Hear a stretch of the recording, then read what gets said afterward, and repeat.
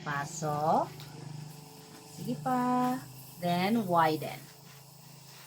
Slowly remove your hands. Okay, very good. Pakialis lang po.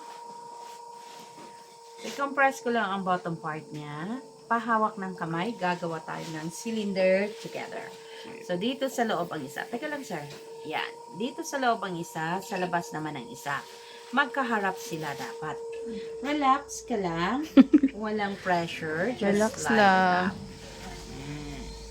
One more time. At the very bottom, please don't use your thumb outside. Relax lang and then slide out. And that's your cylinder. Out of that cylinder, you are going to widen that into a bowl. So 4 fingers inside here at the very bottom.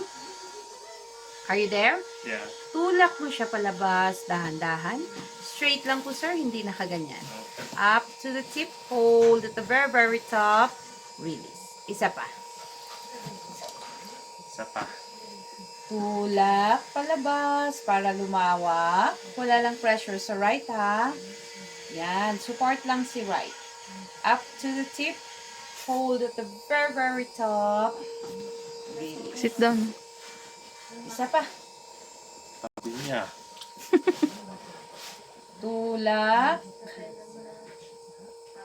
Akyat. Akyat. Akyat. Hold at the top.